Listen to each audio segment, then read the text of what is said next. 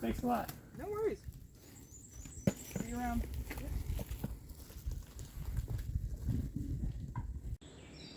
Well, this is the Dahlgren camping area where I'm gonna take my lunch.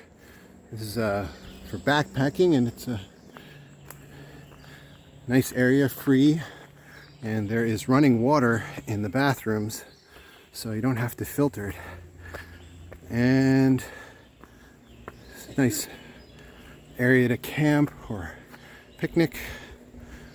That area I was at earlier was the White Rocks Trail overlook. Not much of an overlook, but Maryland has been such a green tunnel that you take your views where you can get them.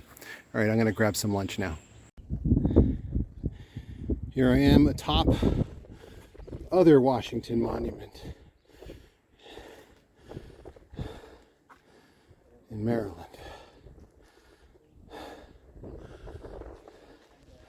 Said you have to get the views where you can.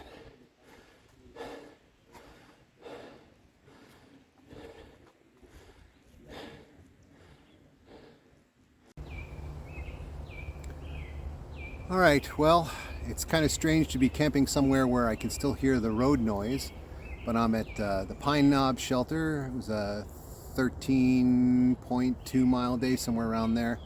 I was thinking of heading up to what is it called? Annapolis Rock, but looks like it might be pretty packed tonight, and it's not any further away from the road noise, and it's another 2 miles, and I'm trying to keep my mileage to a minimum, at least for this first week. So I guess one reflection that I have for today is the idea of taking care of problems as soon as possible. And I think of this especially in the case of marriage, but it can be anything. And I was thinking about this on the trail because you get little pains and aches and things that are uncomfortable, and there is this temptation to kind of ignore it and just power through it, and it's almost always a mistake. It's how you end up with getting what starts out as just a little bit of an irritation or a hot spot becomes a blister, which becomes an open wound, becomes something that might even take you off the trail.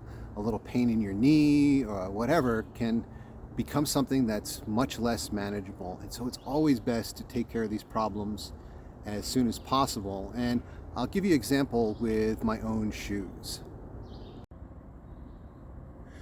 So initially, well, my feet are a little bit hard to fit. Everybody's feet have various issues. But one of the things that happens with me is that I have to get shoes that are a little bit longer. You always need an extra room in the front of your shoes, especially because when you're going downhill, you don't want your toes to bang into the front of your shoe, because that's how you get blisters under your nails and how you lose toenails, and that can be very painful. And so I always need to really cinch down the front of my shoes. But in these particular shoes, the tongue is kind of thin, so if I put tension right here, it feels like there's just too much tension across my tendons. So what I have to do is I use this special technique.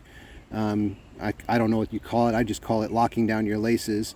And this creates an extra amount of tension so that I'm able to have higher tension in this area of the shoelace, and then this keeps that there while I can have it a little bit looser up here. So it locks down my midfoot while leaving a little bit more room here so I don't feel too much tension in my tendons.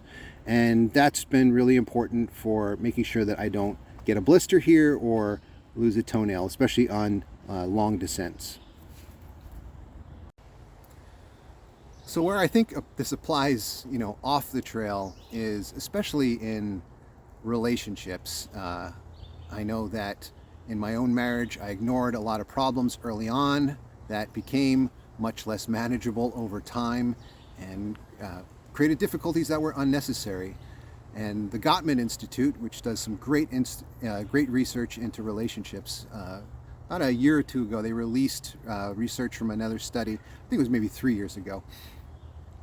And they were looking at couples who had a high tolerance for conflict and couples who had a low tolerance for conflict. And they were trying to see which couples would fare better over the long term. And their initial hypothesis, which they expressed at the beginning of the study, was that they thought couples with a high tolerance for conflict would do better.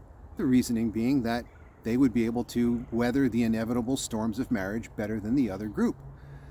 At the end of their multi-year study, what they discovered was that their conclusion was the exact opposite of their initial hypothesis. What they found is that almost invariably it was the couples who had a low tolerance for conflict who fared better over the long term. And the reasoning seemed to be very simple. They addressed problems while they were still small rather than allowing them to become bigger, whereas couples who expressed a high tolerance for conflict often let problems become unmanageable before finally addressing them. And I think of that in terms of hiking shoes and blisters and other problems on the trail. And in the journey of life, it's similar. And I think especially for me, at least in marriage, it was really easy to ignore problems and think that, oh, we've got this, I'm going to be fine, got God on my side, we're going to work on our own character. But really, in the end, it's so important to address problems early. Of course, it doesn't apply just to marriage. It applies in so many areas of life. It's a lesson I'm still learning, but it's a lesson I've been reminded of today while on the trail.